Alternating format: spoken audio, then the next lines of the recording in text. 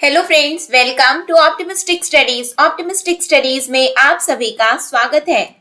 आज की क्लास में हम हिंदी समास का एमसीक्यू देखने जा रहे हैं। जैसा कि आप सभी जानते हैं कि एडीईओ के एग्जाम में आपकी हिंदी से 30 अंक के प्रश्न बनने वाले हैं। तो उसके लिए आपको प्रैक्टिस तो करना है, क्योंकि बहुत सारे विद्यार्थी मतलब हम पढ़ तो लेते हैं और ये सब ऐसे टॉपिक है जो कि हम अक्सर ये सब बेसिक चीजें हैं जो कि हमारा ये सब पोर्शन स्ट्रांग रहना ही चाहिए। ठीक है, तो आज का जो हमारा एमसीक्यू है वो समास पर है। तो जरूर आप लोगों से निश्चित रूप से बनेगा, आप लोग जरूर इसमें पार्टिसिपेट करिएगा और साथ में आंसर देते हुए चलिएगा। ठीक है, तो चलिए फिर हम आज की क्लास को अपनी स्टार्ट करते हैं, जहां हम हिंदी का समास टॉपिक का एमसीक्यू देखेंगे। ठीक, अपने सेशन को स्टार्ट करने से पहले यदि आप चैनल में पहली बार आए हैं तो चैनल को सब्सक्राइब कर लीजिए, साथ में बेल नोटिफिकेशन को ऑन रखिए, जिससे हम जो भी वीडियो डालें तो आप तक पहुंचती रहे। साथ में सेशन यदि आपको अच्छा लगे तो लाइक जरूर करिएगा। ज्यादा से ज्यादा लोगों तक आप सभी से निवेदन है, शेयर जरूर करिएगा। तो चलिए फिर हम सेशन को अपनी स्टार्ट करें। आज की क्लास का हमारा पहला क्वेश्चन है, दो अथवा दो से अधिक शब्दों से मिलकर बने हुए नए सार्थक शब्द को क्या कहते हैं? संधि कहते हैं, समास, अव्यय, छंद। यहाँ आपको टॉपिक पता है तो आप आसानी से बता ले जाएंगे, लेकिन आप लोगों को ये चीज याद रखना है, वहां पे आपको ये थोड़ी ना बताया जाएगा कि हम समास से पूछ रहे हैं।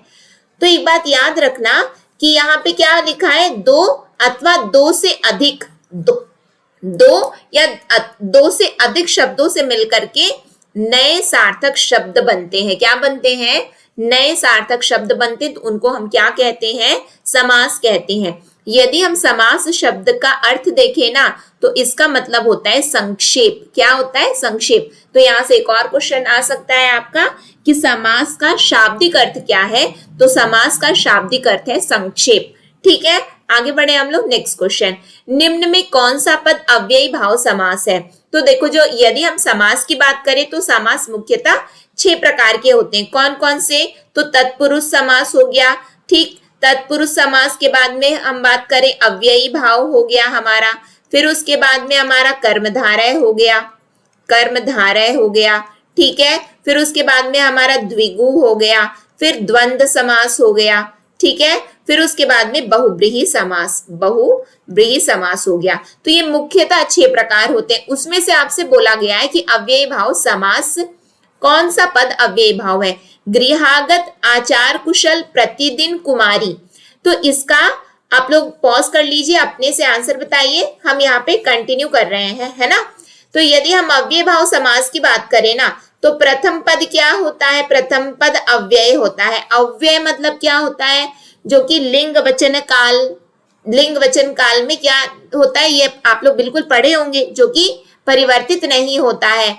अब यहाँ पे यदि हम बात कर रहे हैं कि अव्यय भाव जो लिंग वचन काल संज्ञा सर्वनाम से परिवर्तित नहीं होता है, जैसे कि संज्ञा सर्वनाम क्या है? अव्यय भाव है या अव्यय है या नहीं है, ये यहाँ से भी एक क्वेश्चन आता है। ठीक है, अव्यय का मतलब होता है जो लिंग वचन काल के कारण परिवर्तित ना हो। ठीक, तो अव्यय भाव समास प्रथम पद अव्यय होता है, प्रथम पद अव्यय। ठीक है, तो यहाँ पे क्या है? गृहागत है क्या? नहीं। आचार कुशल है क्या? नहीं है। प्रति क्या है? अव्यय है। तो प्रतिदिन क्या है? आपका अव्यय भाव समास है। ठीक है, नेक्स्ट क्वेश्चन में आ जाए। नेक्स्ट क्वेश्चन क्या है हमारा? निम्न में से कर्मधारय समास किसमें है? चक्रपाणी, चतुर्युग्म, नीलोत्पलम, माता पिता। देखो, कर्मधारय समास की यदि हम बात करें तो कर्मधारय समास के अंतर्गत विशेषण एवं विशेष्य होता है। क्या होता है? विशेषण एवं विशेष्य होता है। ठीक है, अब विशेषण मतलब जो शब्द की विशेषता बता रहा है वो कर्मधारय हो गया।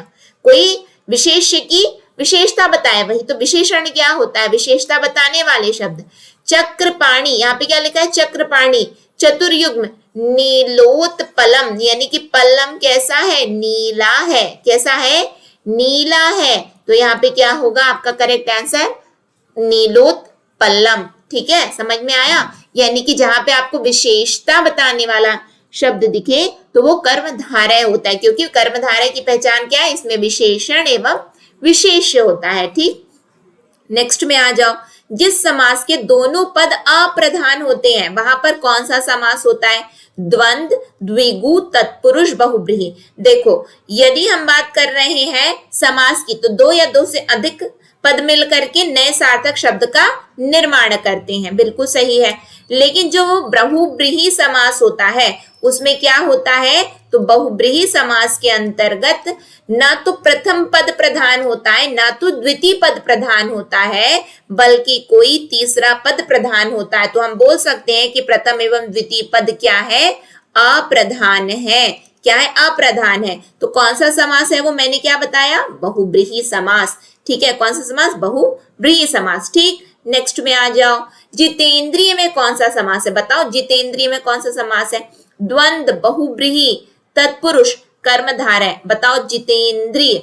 अभी जस्ट हमने क्या देखा कि ना तो पहला पद प्रधान है ना दूसरा पद प्रधान है, बल्कि कोई तीसरा पद प्रधान होता है। जितेंद्रिय मतलब क्या? जिसने अपनी इंद्रियों को जीत लिया है वह, है ना, जिसने अपनी इंद्रियों को जीत लिया है। तो क्या हुआ आपका correct answer? Option number B, जितेंद्रिय में समास पूछा था तो हमने बता दिया। अब बताओ देवासुर में कौन सा समास है? देखो मैं रुक इसलिए नहीं रही हूं क्योंकि मैं यदि पॉज करूंगी तो आप लोगों का वीडियो बहुत लंबा बन जाएगा, तो इसलिए मैं डायरेक्टली आंसर बता दे रही हूँ। तो लेकिन आपको क्या करना है, जैसे ही आप क्वेश्चन आपकी स्क्रीन पर आए आपको पॉज करना है, अपने से सोचना है, फिर उसके बाद में ऑन करना है और देखना है कि करेक्ट है या नहीं आपने जो सोचा है। ठीक है, देवासुर में कौन सा समास है? अब बताओ, जो ये बहुब्रीहि है, कर्मधारय है, तत्पुरुष है, ये द्वंद्व है। देखो देवासुर की यदि हम बात करें ना, यानी कि इसमें दो पद है, एक है देवता और दूसरा है असुर। तो जो द्वंद्व समास होता है उसमें क्या होता है? उसमें प्रथम एवं द्वितीय पद मुख्यतः एक दूसरे के विपरीत होते हैं, लेकिन ऐसा हर समय हो ऐसा जरूरी भी नहीं है, ऐसा जरूरी भी नहीं, लेकिन मुख्यतः प्रायः एक दूसरे के विपरीत होते हैं। तो एक है देवता, एक है असुर, एक दूसरे के विपरीत है, तो वो क्या होगा? आपका द्वंद्व समास होगा। क्या होगा? द्वंद्व समास होगा। ठीक है, और इसके जो पद होते हैं वो कैसे जुड़े होते हैं? जैसे कि हम और लगा लेते हैं, ठीक है, या फिर एक हाइफन यूज कर लेते हैं, या लगा लेते हैं, इस तरीके से इसको जोड़ा जाता है। फिर आ जाओ देशांतर में कौन सा समास है? बहुब्रीहि, द्विगु, तत्पुरुष, कर्मधारय। देशांतर, देश का अंतर है ना, देशांतर।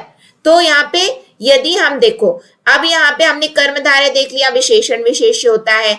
द्विगु बचा है, द्विगु में मतलब क्या होता है? समूह, जहां से हमें समूह का बोध हो उसको हम द्विगु बोलते हैं। बहुब्रीहि मतलब कोई तीसरा पद प्रधान होगा, पहला और द्वितीय पद अप्रधान होता है, इतना देख लिया। अब देशांतर, देश का अंतर, यदि सिंपल सी भाषा में यदि देखें तो ये हुआ। तो जो तत्पुरुष समास होता है वहां पे क्या होता है? वहां कर्ता ने कर्म को करण से के द्वारा संप्रदान को के लिए अधिकरण में परपास संबोधन है हो अरे आदि। यानी कि यहाँ पे हमारा तत्पुरुष समास में जहां कहीं भी आप लोगों को कर्म, कर्ता ने कर्म को, ये सब यदि आपको दिखाए, कर्म को दिखाई दे, ठीक है, तो क्यों? तत्पुरुष समास के अगेन उनको, उनके सब टाइप्स हैं, उनको फिर से विभाजित किया गया तत्पुरुष समास को, कर्म तत्पुरुष समास। ठीक है, इस तरीके से उसको अलग अलग प्रकार से तत्पुरुष समास को विभाजित किया गया है। अब देशांतर, देशांतर क्या होगा? तत्पुरुष समास होगा। और मुख्यतः यदि हम एग्जाम की बात करें ना तो समास से क्वेश्चन तत्पुरुष समास से अक्सर आते हैं। क्यों? क्योंकि हम तत्पुरुष समास दो चीज से अधिकतर, यदि आप एनालिसिस करोगे पेपर का तो अव्ययी भाव से आता है, एक तो क्वेश्चन आपका अधिकतर अव्ययी भाव आता है, और तत्पुरुष समास से अधिकतर, ऐसा नहीं कि बाकियों से आता नहीं, बिल्कुल आता है, लेकिन तत्पुरुष समास के अपने अलग अलग उसके अंदर और अपने प्रकार है, इसीलिए वहां से क्वेश्चन हमारा बनता है। ठीक है, आ जाओ दीनानाथ। दीनानाथ में कौन सा समास है? बताइए, दीनानाथ में कौन सा समास है? दीनानाथ यानी कि नाथ तो है, लेकिन किसके? दीनों के नाथ हैं, गरीबों के नाथ तो है। विशेषण एवं विशेष हो गया, तो विशेषण, यहाँ पे विशेषण एवं विशेष की बात आ रही है, तो कौन सा होगा? कर्मधारय होगा। कौन सा? कर्मधारय। ठीक है, नेक्स्ट में आ जाए। नेक्स्ट देखो, मुख दर्शन में कौन सा समास है? बताओ, द्विगु है, तत्पुरुष है, द्वंद्व है या बहुब्रीहि है? मुख दर्शन बताओ क्या है? मुख दर्शन, तो मुख का दर्शन ना, तो मुख का कर्म कर्तानि, कर्म को करण से के द्वारा, है ना, तो मुख का दर्शन, तो क्या होगा ये आपका तत्पुरुष समास होगा।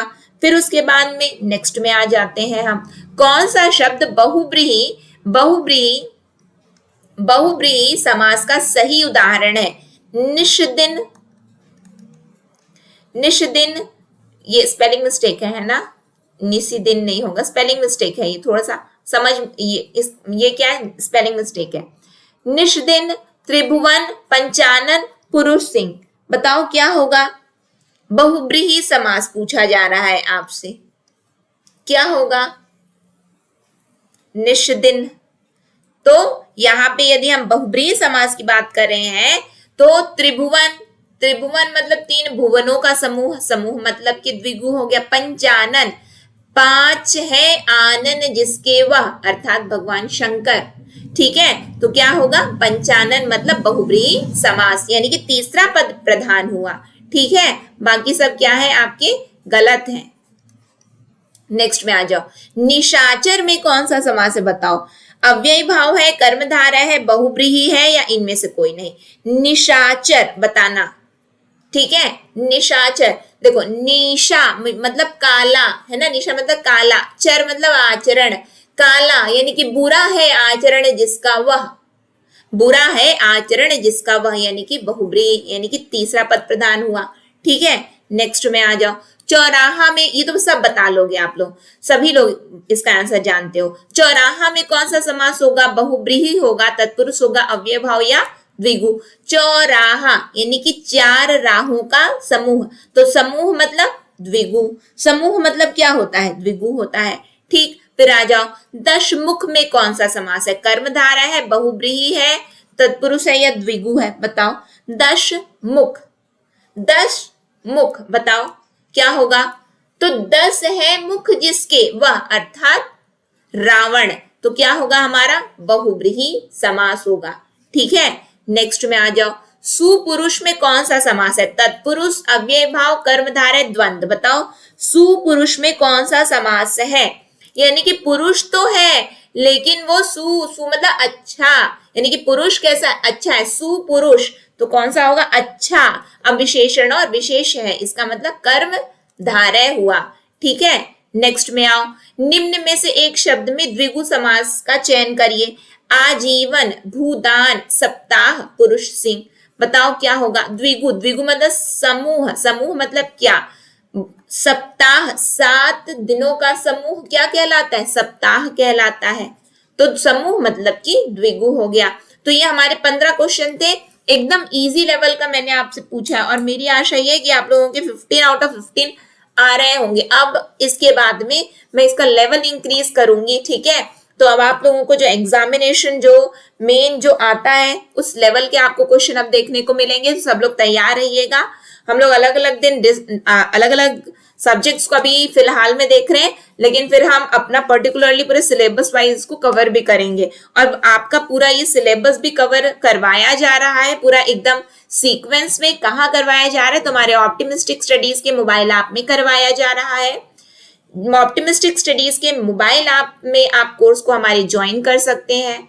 ये कोर्स आपको रिकॉर्डेड फॉर्म में मिलेगा, और जो नए डेटा है वो सब एड ऑन करवाए जाएंगे, इकोनॉमिक सर्वे, बजट, जहां से भी जो जो आपके एग्जाम पॉइंट ऑफ व्यू से जितने नए डेटा है सब कुछ आपको करवाया जाएगा।